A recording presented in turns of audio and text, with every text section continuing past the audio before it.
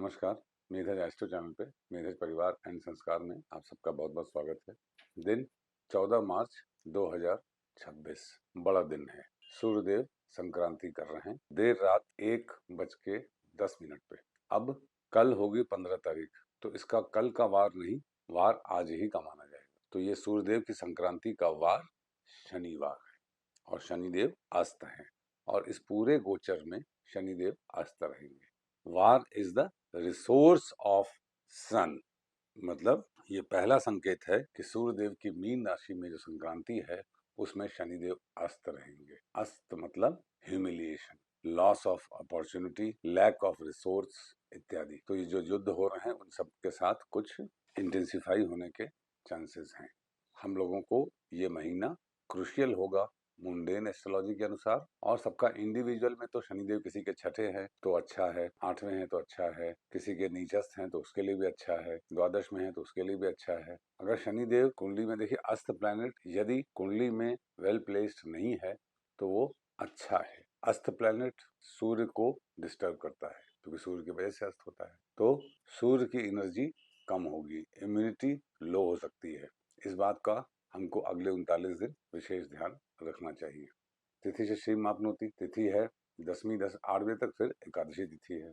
एकादशी तिथि शुभ तिथि है होती है, परंतु शनिवार के दिन कोई विशेष योग नहीं बनाती है। एकादशी का व्रत बहुत ही श्रेष्ठ व्रत माना जाता है यदि आप कर पाएं तो।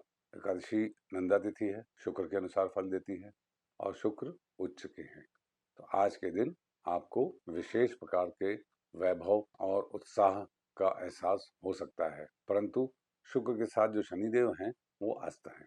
इसीलिए एक कहावत है कि, मुझे याद नहीं आ रही कहावत, मगर अत्यधिक खुशी के माहौल में दुख की खबर आना, इस प्रकार की घटना ना हो। आपका उत्साह, आपका सेलिब्रेशन किसी विपरीत रूप में परिवर्तित ना हो, इसके लिए आपको विशेष अरेंजमेंट्स पहले से करने चाहिए। जब एकादशी तिथि होती है तो तुला और मकर राशि दग्ध हो जाती है। देखिए, दग्ध राशि मैं पिछले 2-3 बार से नहीं बोल रहा हूँ, भूल गया, मगर आप लोग जरूर देखा करिए, कुछ अपना बना के रखिए।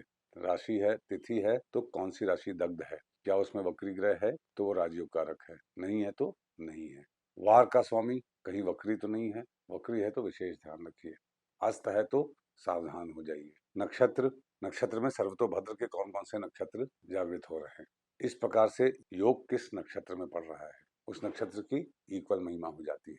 इस प्रकार से आपको सर्वार सिद्धि का वो चार्ट, ये आपको विशेष रूप से घात का चार्ट, सर्वतोभद्र का चार्ट, वेद का और तारा, ये सारी चीजें आपको ध्यान से समझने की आवश्यकता है।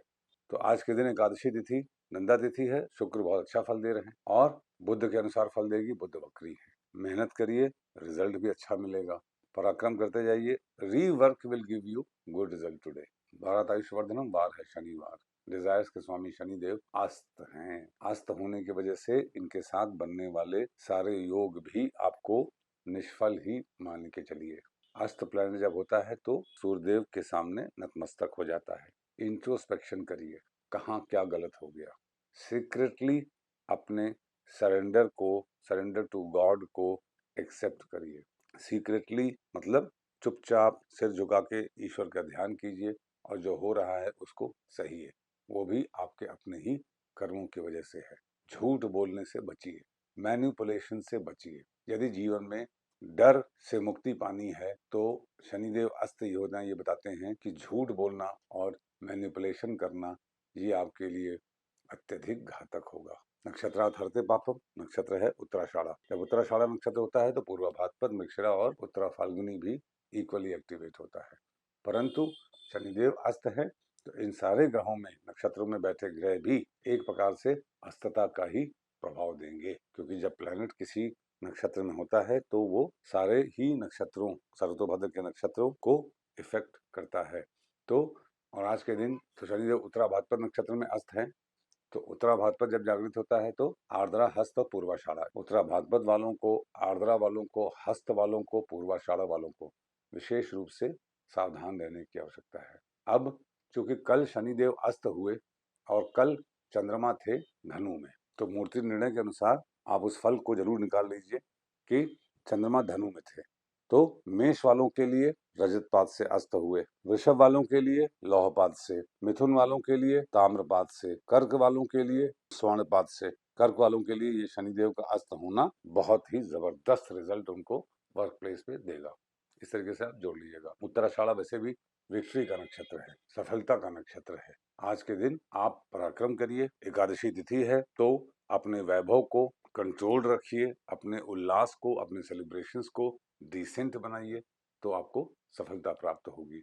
चूंकि सूर्यदेव का मीन राशि में संक्रांति शनिवार के दिन हो रही है और शनि और सूर्य अब एक साथ होंगे मीन राशि में, और शनिदेव अस्त होंगे, शुक्रदेव उच्च के होंगे।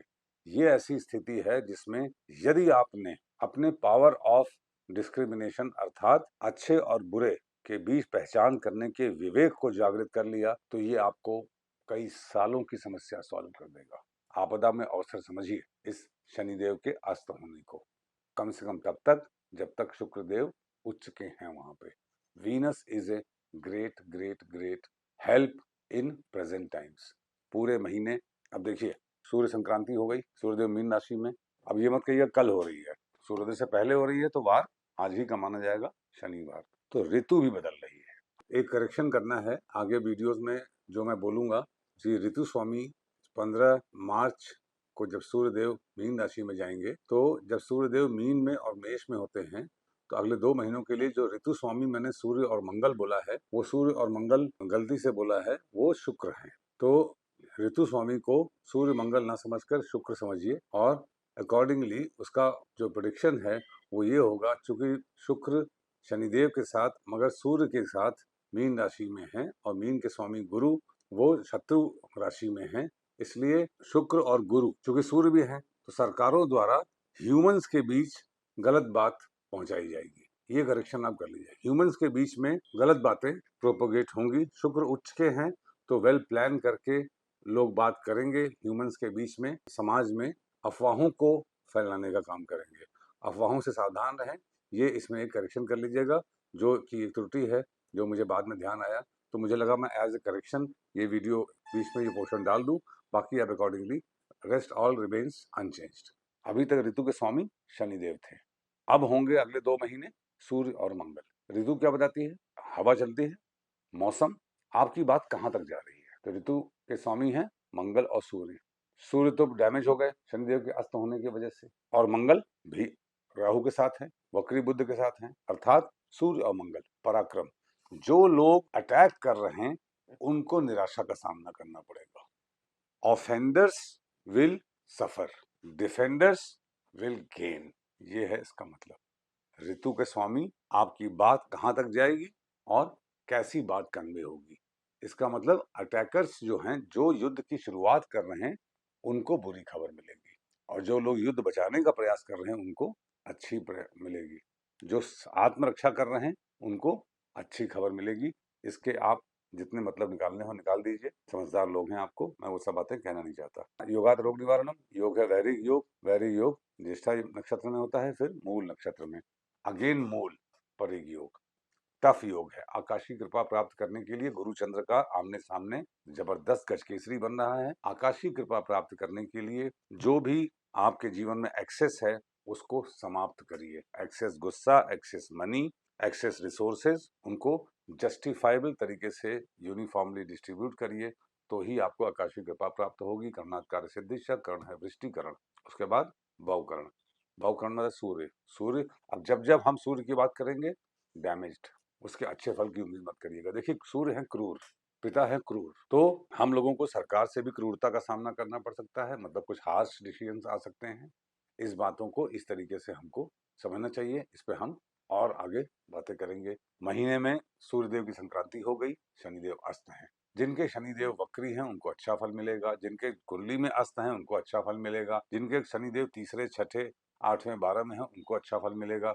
अब सूर्यदेव की जो संक्रांति हुई है, जिस समय संक्रांति हो रही है उस समय उत्तराषाढ़ा नक्षत्र है, और ये उत्तराषाढ़ा मकर में है, तो मकर से आप मूर्ति निर्णय कर लीजिए। मेष वालों के लिए सूर्य का मीन राशि में गोचर कैसा रहेगा? 10th भाव ताम्रपात से, आप समझ लीजिएगा, बार बार नहीं बताऊंगा हर पात का मतलब क्या है। वृषभ वालों के लिए रजतपात से, मिथुन वालों के लिए 7, 8 लौहपात से, कर्क वालों के लिए ताम्रपात से, सिंह वालों के लिए स्वर्ण पाद से, कन्या वालों के लिए रजत पाद से, तुला वालों के लिए लौह पाद से, वृश्चिक वालों के लिए ताम्र पाद से, धनु वालों के लिए रजत पाद से, मकर वालों के लिए स्वर्ण पाद से, कुंभ वालों के लिए लौह पाद से, मीन वालों के लिए स्वर्ण पाद से।